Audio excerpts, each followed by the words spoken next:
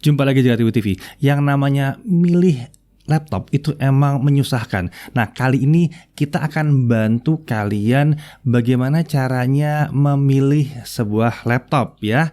Kita akan kasih tahu aturan-aturan dasarnya, pengetahuan basic banget, dan perkiraan-perkiraan apa yang kalian dapat di rentang harga tertentu. Ya, kali ini kita akan bahas sesuatu yang sebetulnya susah banget, tapi kita coba sederhanakan ya bagaimana cara memilih laptop. Ya, untuk pemula yang mungkin belum banyak tahu bagaimana cara memilih laptop, pembagiannya seperti apa gitu ya. Untuk pertama-tama, yang kita akan bahas ini adalah laptop semua yang berbasis Windows. Ya, bukan yang Apple, bukan Mac, bukan. Ini yang basis Windows, karena yang susah milihnya. Kalau mau yang beli Apple dan Mac, gampang. Budget kalian berapa, mentoknya di berapa budgetnya, yaitu yang dibeli. Sederhana banget kan gitu ya. Nanti tinggal milih mau yang kenceng atau mau yang tipis kecil, selesai. Itu paling gampang. Nah, kalau di Windows base itu lebih susah gitu ya. Nah, untuk menyederhanakan lagi, kita akan membagi bahwa laptop yang kita bahas ini adalah yang kelas consumer ya, untuk konsumen biasa. Bukan kelas komersial atau yang untuk project atau yang untuk enterprise atau untuk perusahaan gitu ya. Jadi jangan bingung kalau memang agak sedikit ada pembedaan di sini bahwa kita akan bahas yang kelas consumer. Ya, kalau ada yang bicara soal misalnya ThinkPad, kalau di Lenovo yang pakai Think itu komersial, itu bukan kelas consumer ya. Di HP juga ada, di yang lainnya juga ada semuanya ya. Ada yang kelasnya konsumen biasa, sama ada yang kelasnya untuk enterprise atau untuk perusahaan, atau yang sering dibilang dengan laptop komersial. Kita bahas yang berbasis Windows untuk kelas consumer. Oke, berdasarkan fungsi dan bentuknya. Ini biasanya nih kalau dari fungsi kita lihat ada laptop yang biasa, laptop yang portable, yang dirancang memang spesifik. Ini laptop klasik yang dibilang katanya harus portable. Namanya laptop harus ringan, bisa dibawa-bawa, daya tahan baterainya bagus.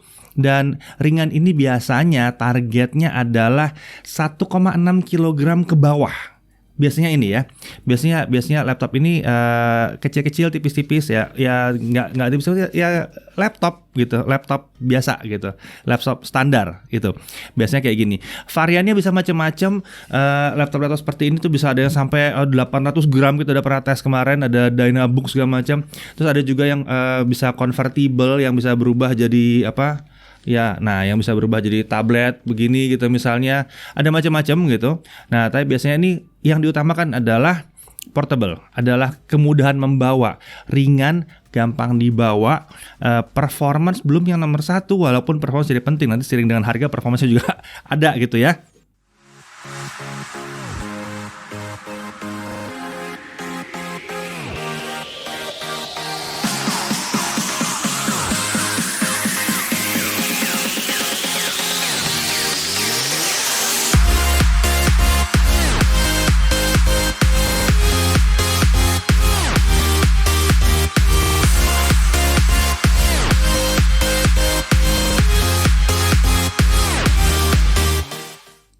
Nah, kemudian ada laptop high performance atau laptop yang sebetulnya untuk dibawa-bawa tapi tidak cenderung untuk dibawa dan bekerja dengan baterainya. Ya, biasanya bekerjanya memang sekali-sekali dengan baterai bisa gitu, cuman kecenderungannya adalah nyolok listrik. Nah, laptop ini biasanya untuk content creator yang butuh buat aplikasi-aplikasi yang berat, Adobe Premiere, bahkan 3D mungkin gitu ya. Dan laptop gaming. Yang lucu, di kelas harga murahnya ini isinya laptop gaming semua biasanya, yang nantinya bisa dipakai buat content creator juga. Bobotnya ini biasanya 1,8 kilo ke atas ya ini. Kebanyakan memang di atas 2 kilo sih. Nah, sebagai catatan, akan ada aja laptop-laptop yang dirancang untuk mengaburkan pembagian ini. Ya, sebenarnya yang paling benar memang kalau dua-duanya bisa digabung.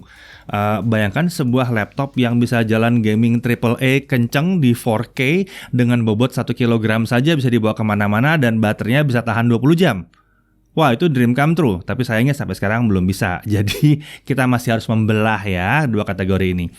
Lalu berdasarkan bentuk, tadi kita ada bahas ada clamshell sama ada convertible. Kalau clamshell yang tadi biasa, itu yang convertible yang bisa diubah jadi tablet gitu ya. Nah, biasanya kalau yang convertible gini, kalau ada temennya yang clamshell, itu convertible-nya agak sedikit lebih berat. Biasanya begitu.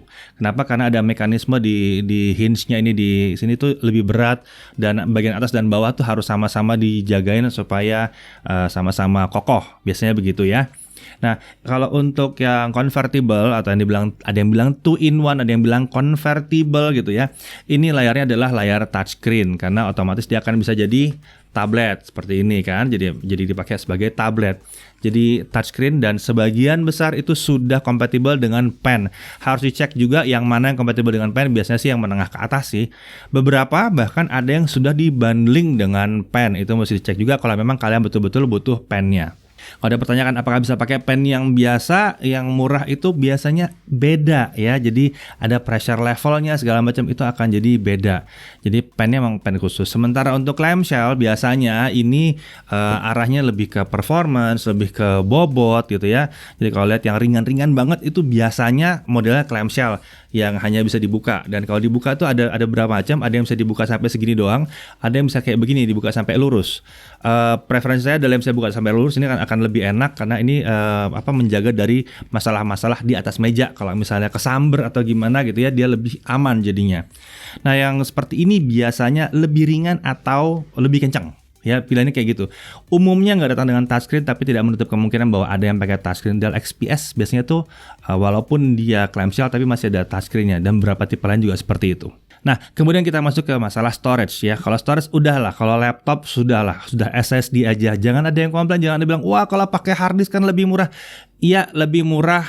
Bukan lebih murah, ya lebih terjangkau mungkin, tapi tidak lebih murah. Kenapa? Karena kalian tidak dapat yang sesuai dengan harga yang kalian bayar. Hard disk itu akan sangat rentan sekali kalau dibawa jalan-jalan. Bahkan dalam kondisi kayak begini aja, begini ini bahaya nih, sebetulnya begini. Kalau ini pakai SSD nggak ada masalah, bahkan sampai nyala pun nggak ada masalah, mau diguncang-guncang. Dari ukuran 128GB itu udah paling kecil, kita akan expect 128GB untuk kelas yang harga paling murah di 4 juta mungkin. Kemudian 256GB ini yang sudah lumayan buat penggunaan sehari-hari ya. 512, 512 ya udah oke, 500GB udah oke banget, udah bagus. 1 tera itu berarti sangat bagus, tapi biasanya kalau 1 tera harganya sudah lumayan ya, biasanya gitu. Nah, kemudian kita balik ke RAM. Nah, harus berapa besar sih RAM itu? 4GB minimal, itu minimal banget untuk Office. Nah, 4GB kalau dipadukan dengan SSD untuk kelas harga 4 juta, 5 juta, 6 juta masih oke banget. Kenapa? Karena begitu RAM-nya penuh, Windows akan ngambil SSD untuk dipakai sebagai tempat nampung data sementara. Kalau dia pakai hard disk ini akan jadi masalah. Kalau dia pakai SSD nggak akan terlalu masalah selama penggunaannya untuk Office, browsing segala macam nggak ada masalah. 8GB ini adalah oke untuk sehari-hari, dan kalau buat gaming ini masih dalam minimum requirement. Masih oke untuk gaming tapi minimum banget 8GB nih. Bagi kami yang ideal dan nyaman sekali adalah 16GB, tapi tentunya kan nggak semuanya bisa beli laptop dengan 16GB atau bahkan upgrade ke 16GB mungkin agak mahal. Tapi kalau kalian mau gaming atau kalian mau jadi content creator, mau ngedit video segala macam, kalian harus berpikir bagaimana cara membuat laptop kalian jadi 16GB itu demi kenyamanan sendiri ya. Kemudian di kelas-kelas Sultan tentu ada laptop yang pakai langsung 32GB, itu sih luar biasa, itu untuk pekerjaan yang super berat dan siap untuk kebutuhan masa depan. Tentunya lagi-lagi kalau bahas soal memori, kita juga harus melihat bahwa memori itu bisa single channel, 1 keping single channel atau 2 keping dual channel. 2 keping dual channel akan jauh lebih bagus dari sisi performa. Kita udah lihat beberapa laptop akhir-akhir ini disolder aja langsung tapi sudah 2 keping dual channel, jadi performanya lebih oke. Terutama kalau misalnya kita bicara soal penggunaan integrated graphics ya, baik itu mau di Intel mau di AMD, yang namanya dual channel itu akan sangat efektif. Terutama di AMD itu sangat penting sekali. Kita sudah melihat terutama kalau kita ambil seri-seri Ryzen yang lama itu kalau nggak dual channel itu berantakan banget hasilnya, harus dual channel. Untuk seri Ryzen yang 4000 series juga dual channel akan sangat bantu sekali sih. Oke, sekarang kita masuk ke bagian layar. Resolusi layar dulu. Makin tinggi jelas harusnya makin baik. Full HD atau resolusi 1920 x 1080 ya. Ngerti ya? Jadi kalau layar itu maksudnya apa sih 1920 x 1080? Jumlah pikselnya 1920 piksel kali 1080 piksel ya. Betul ya? 1920 kali 1080 piksel itu jumlah piksel, jumlah titiknya. Ya, atau Full HD suka dibilang, itu akan jadi pilihan yang paling pas dari si harga versus kemampuannya. 4K enak banget dilihat, tapi terlepas dari enak, ini akan cukup mahal, dan sebetulnya kalau udah 4K dia lebih boros baterai. Nah, ini buat kalian-kalian yang ada budgetnya sekitar 15-20an juta, ini akan kena dilema seperti ini, akan bisa ketemu di 25 juta sampai 30 juta. akan ketemu dilema ini. Ada yang 1080p, ada yang 4K. Wah keren nih, ambil yang 4K nih. Tadi dulu kan harus ingat yang 4K selalu baterai lebih boros, ya. Tipe layar IPS. Nah, kalau IPS itu adalah yang paling dicari sebetulnya ya. Janjikan sudut pandang yang baik, konsistensi tampilannya juga oke banget. Ini adalah layar terbaik dengan harga yang masih make sense. Tapi memang dia bukan layar gaming terbaik karena response time-nya nggak bakal bisa luar biasa hebat-hebat banget ya. Nah, di situ datang sebuah layar yang membingungkan buat banyak orang, layar TN. Ini adalah pilihan yang unik karena layar ini tuh karakternya tuh kualitas tampilan tuh ya bukan yang terbaik ya. Tapi akurasi warna juga bisa lari-lari karena sudut pandangnya kalau digeser-geser itu berubah-berubah warnanya. Jadi itu jadi masalah untuk content creator, susah. Untuk nonton bahkan udah kurang gitu enak. Tapi response time-nya itu rendah banget. Response time itu adalah pada saat si komputer memerintahkan sesuatu dan dia merespon menjadikan gambar, itu sangat rendah sekali responsnya. Lag-nya rendah sekali di layar. Nah, ini membuat dia cocok untuk laptop gaming sebenarnya. Dan satu lagi yang dia cocok sekali adalah karena dia panel yang murah, ya untuk laptop yang murah. Ya, jadi kalau kalian menemukan panel 1360 atau 1366x768, biasanya, karena harus cek lagi ulang ya, tapi biasanya itu adalah indikasi bahwa dia adalah panel TN atau Twisted Nematic ya. Lalu kemudian ada layar OLED. Ini benda langka, mungkin tahun ini belum ya. Ini sudah mulai bisa ditemukan di beberapa laptop yang kelas atas. Ini layar impian karena response time-nya bagus, kualitas gambarnya bagus juga, sudut pandangnya bagus juga, hitamnya bagus banget, luar biasa bagus. Harganya doang yang kurang begitu bagus biasanya.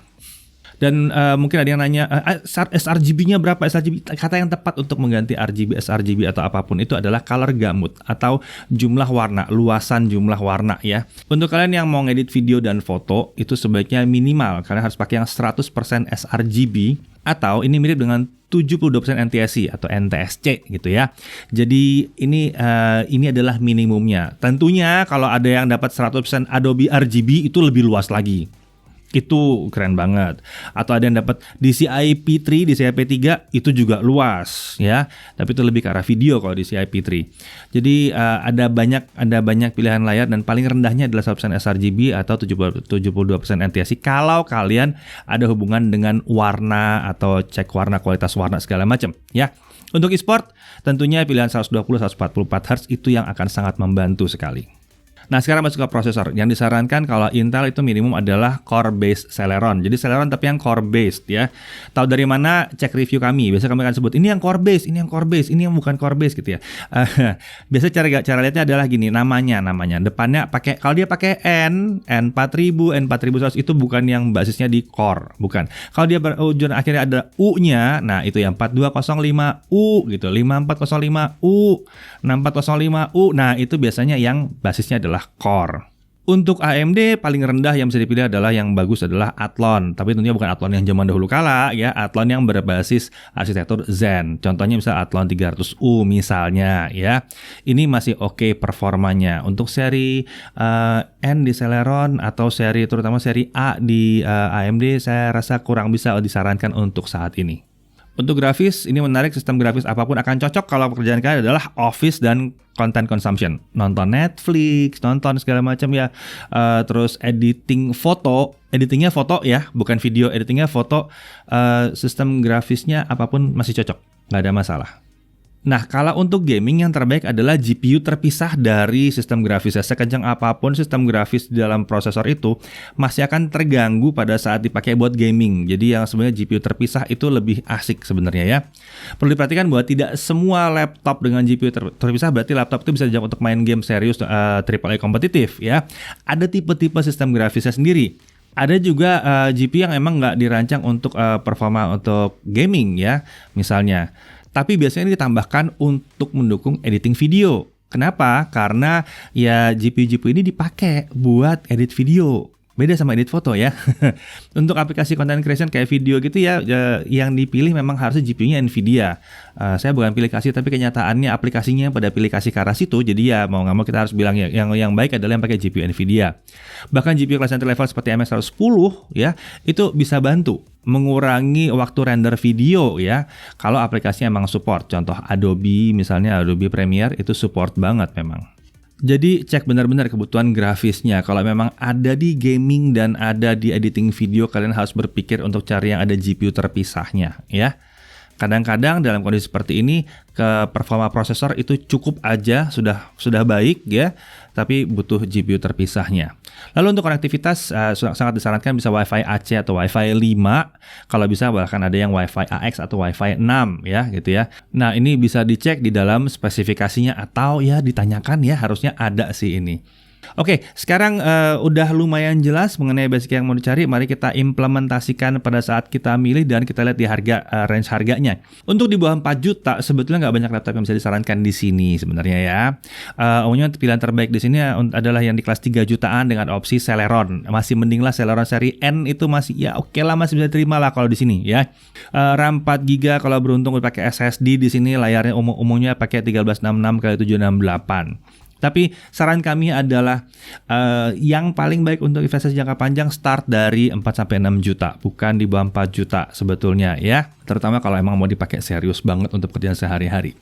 Oke, di 4-6 juta ini adalah sweet spotnya untuk nyari laptop murah meriah. Bentuk laptopnya umumnya clamshell ya, sama seperti yang tunjukin tadi, clamshell. Belum ada laptop gaming di sini, belum. 4-6 juta belum ada laptop gaming. Prosesor yang paling bagus ini mungkin adalah Pentium Gold dan Athlon Gold di sini ya, untuk tahun 2020 ya. RAM 4 GB dan SSD 256 itu adalah pilihan yang paling minimum di sini yang dicek ya. Harus ada SSD, bukan 128, harus 256 minimum ya. Ada baiknya kalau ada dana upgrade RAM ke 8 GB kalau ada dual slot RAM, jadi konfigurasinya dual channel, jadi performanya oke banget di situ. Nah, untuk layar di kelas 4-6 juta, 4-6 juta ini kadang-kadang kita nggak bisa milih. Umumnya emang nggak bisa milih. Kebanyakan kita akan nemu layar TN. Kalau beruntung kayak kemarin HP sempat ada layar VA, ini ada di antara TN dan IPS. Layar VA, nah ini bisa sangat menarik sekali kalau tiba-tiba muncul lagi di pasaran. Yang kemarin sudah habis ya dari pasaran ya. Dan yang perlu dicek lagi adalah di kelas harga segini sudah mulai banyak brand yang menyediakan Office gratis. Ya, tahun 2020 ini banyak kasih Office gratis memang. Nilai Office ini sangat mahal sekali untuk kelas harga segini. Jadi kalau dapat itu kayak dapat diskon luar biasa gede memang.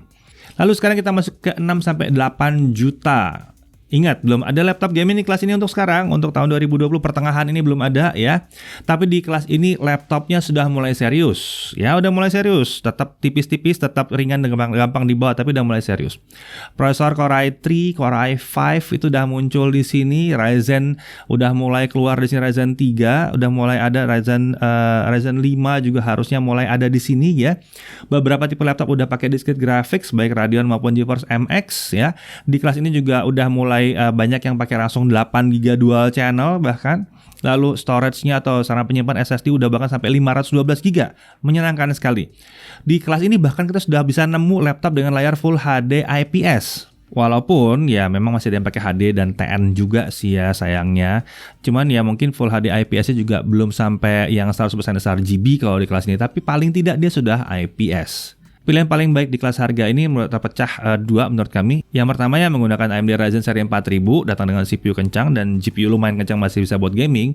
Lalu yang kedua yang memadukan prosesor Intel dengan GPU MX230 sampai 250. Nah, ini prosesornya emang kalah kencang, tapi karena ada MX230 sampai dengan 250-nya ini bikin performa lebih overall-nya lebih asik aja. Buat gaming lebih asik, dan kemudian kalau buat editing video pada saat ekspor itu kencang banget. Lagi-lagi yang perlu cek sini apakah ada extra office-nya di sini, dan garansi. Kalian sudah bisa minta garansi yang ekstra di sini ya. Coba cek apakah garansinya bagus. Ini ada yang 2 tahun nggak gitu ya, mungkin ada yang panjang garansi atau garansi ekstra yang lainnya. Nah, sekarang lalu kita masuk ke 8-10 juta. Nah, di sini sudah mulai terpisah antara laptop tanda kutip biasa, portable gitu, dengan laptop high performance atau laptop gaming kalau di sini gitu ya. Untuk laptop yang biasa atau yang portable ini kita bisa lihat sudah ada yang GPU terpisah dipadu dengan prosesor yang cukup baik di sini ya, udah mulai ada. Bahkan ada tipe yang convertible juga di sini sudah mulai banyak ya. Prosesor yang minimum dicari sini adalah Core i5 yang U series atau mungkin Ice Lake di sini, dan kemudian sudah ada laptop dengan Ryzen 5 4000 series juga ya di 8 juta, bahkan 8 juta awal gitu. Untuk RAM masih 8 GB di sini, SSD harusnya udah mulai 256 sampai 512. GPU untuk kelas ini biasanya kalau yang di tipis-tipis itu serinya yang GeForce MX ya. Sementara untuk yang AMD biasanya emang belum ditambahin GPU tambahan di sini. Untuk laptop gaming di kelas harga segini sayangnya kita nemunya tipe lama yang pakai Ryzen 5 atau Ryzen 7, tapi dari seri 3000 bukannya seri 4000. Jadi performanya memang agak jauh dari Ryzen yang baru ya. GPU GTX 1050, RAM 8 GB masih bisa di-upgrade lagi. Sebagian besar sudah pakai SSD memang ya. Bukan yang terbaik untuk gaming, tapi sudah jauh lebih baik daripada laptop biasanya atau laptop portable-nya. Udah jauh lebih kencang. Ada juga Core i5 mungkin bisa nemu yang lama-lama banget, tapi ya memang harus dicek dulu reviewnya ya. Kalian cek banget reviewnya karena peningkatan di kelas harga atasnya itu lumayan jauh loh. Lagi-lagi mesti dicek apakah dapat Office, apakah ada garansinya bagus atau tidak, itu mesti dicek lagi sendiri ya, karena ini sangat bervariasi dan bisa menentukan keputusan belanja. Kemudian untuk 10-15 juta, selain laptop biasa dan laptop gaming di harga ini muncul laptop untuk content creator. Laptop untuk portable di kelas ini itu seakan mungkin banyak orang bilang ini kemahalan gitu ya. Nah, hal yang penting dilihat di kelas ini banyak peningkatan yang kadang nggak kelihatan ya. Di spesifikasi itu kalau lihat spesifikasi tuh kelihatannya sama aja nih gitu. Tapi sebetulnya performance bisa lebih tinggi, bobot jauh lebih ringan, kecepatan charging mungkin lebih baik, layar mungkin lebih bagus. Layar 100% sRGB ini udah umum banget di sini. Ini umum banget untuk laptop yang biasa 100% sRGB atau 72% NTSC. Ini umum banget. Sementara itu untuk laptop gaming, ini adalah awal di rentang harga yang menawarkan gaming performa yang lumayan tinggi. Acuan kami adalah GPU kelas GTX 1650 di sini. Ya, 10-15 juta kalau nggak dapat 1650 keterlaluan, harus dapat GTX 1650. Untuk konten kreator yang menarik adalah laptop-laptop gaming ini bisa dipilih mana yang color gambutnya oke. Kalau ada 100% sRGB atau 72% NTSC ini langsung bisa dipakai buat content creation juga di sini ya. Kalau misalnya toh kalian memilih laptop gaming yang belum bisa seperti ini karena itu juga lumayan banyak, ya paling nggak mesti mikirin apakah butuh dana ekstra buat beli monitor yang 100% sRGB. Lagi-lagi di sini yang menarik adalah garansi dan Office yang biasanya udah diberikan. Garansi sudah mulai hebat di sini ya, bahkan garansi keteledoran tuh udah mulai ada di sini. Dicek benar-benar garansinya. Jadi kan lucu ya kalau punya laptop yang menggaransikan kesalahan kita sendiri. Kalau kejatuh itu digaransiin. Asik kan ya kalau bisa kayak gitu. Oke, kemudian 15-20 juta. Di sini kelas yang menarik, premium terjangkau. Jadi di sini laptop-laptop yang bikin orang galau mau beli 15-20 juta atau bahkan beli yang 25 juta. Kebanyakan orang akan lari ke sini kalau pinter-pinter milihnya. Jadi kadang-kadang kalian lihat di paling atasnya berapa di 25 jutaan, cek di 15-20 juta ada nggak yang mirip. Kadang-kadang korbannya cuma sedikit doang, nggak banyak gitu ya korbannya ya. Biasanya itu ini penuh dengan Intel Core i7 10th Gen, terus Ryzen 7 4000 series itu ada di sini. Untuk yang portable itu biasanya udah ringan atau syarat dengan fitur-fitur bahkan sampai Thunderbolt, dan kemarin kita udah tes ada yang pakai MX 350 bisa main game lumayan kencang di situ ada. Sementara untuk laptop gaming ini udah serius banget. Kalau kalian mau ambil yang Intel mungkin karena butuh IGP atau butuh QuickSync spesialnya Intel itu karena banyak akselerasi di situ bisa pilih Core i7 10th Gen di sini gitu ya. Dan yang Core i7 ini biasanya juga sangat kondusif sekali untuk naikin frame rate ya kalau pada saat gaming ya. Dan sementara itu kalau yang untuk general purpose bahkan sampai video editing itu mungkin yang Ryzen 7 4000 series akan lebih menarik di sini untuk yang seri H tentunya. Di bulan-bulan ini hati-hati ya. Kenapa? Karena banyak produsen yang belum dapat seri barunya. Jadi baru mulai ganti. Jadi dicek benar spesifikasinya. Apakah benar spesifikasi 2020 atau spek 2019 sebetulnya? Karena di harga 15-20 juta kita mau spesifikasi 2020. Untuk konten kreator, video editor, 3D render, laptop gaming di kelas ini itu bahkan sudah banyak banget yang 100% sRGB. Bahkan ada yang Pantone calibrated loh. Lagi-lagi Office dan garansi ekstra jadi penting banget di sini karena ya harga segini harus ada jaminan ekstra. Oh ya, bahkan di bawah 20 juta untuk laptop gaming kadang-kadang kalian bisa nemu yang pakai RTX 2060. Dicari siapa tahu masih ada. Nah, sekarang kita beralih ke atas 20 juta. Di atas 20 juta ini emang saatnya kita minta semuanya. Saatnya kita minta semuanya ada ya. Untuk gaming kita mau performance paling tinggi, lalu kemudian GPU paling kencang yang ada, tergantung seberapa jauh di atas 20 juta ya. Ya, RTX 2060 itu adalah minimum yang kalian dapat di sini di kelas 20 jutaan ya. Kemudian kalau untuk yang tipis-tipis ya kita sudah berharap ukurannya lebih tipis lagi, mungkin ringan-ringan banget gitu ya. Layarnya juga harus bagus-bagus banget. Sementara untuk content creator itu color gamutnya sudah lebih luas lagi ya. Delta E-nya rendah ya. Delta E itu kesalahan warna itu rendah. Pantone validated, calibrated dan lain-lain. Adobe RGB bukan sRGB lagi, itu udah wajar. SSD 1 tera itu udah jadi hal yang wajar diminta di harga di atas 20 juta ya. Sementara kapasitas RAM 16 GB itu hitungannya kecil di sini. Ya, harusnya di atas 16 GB. Atau paling nggak ya 16 GB tapi dengan SSD besar, dengan apa yang lain yang hebat-hebat lah ya. Untuk laptop gaming bahkan kita harus bisa minta refreshnya sampai 240-300 Hz mungkin. Dan untuk garansi juga rata-rata 2 tahun atau lebih bahkan di sini ya, dan garansi aksidental itu juga udah mulai ada di sini. Office rata-rata udah gratis di sini. Jadi tentunya acuan ini semuanya bisa berubah seiring dengan waktu dan kondisi, teknologi bisa berubah, kebutuhan juga bisa berubah. Setidaknya untuk saat ini acuannya kurang lebih seperti ini ya. Ingat, pengecualian itu selalu ada dan anomali itu bisa aja terjadi. Itu sebabnya kalau kalian masih bingung dengan acuan yang kali ini, coba diikuti lagi semua video-video review kami agar tetap update dengan perkembangan-perkembangan laptop terkini. Ya, jadi semoga lebih mudah dalam memilih laptop dan terbantu nggak salah milih ya. Saya Ridvan, Jaga TV TV.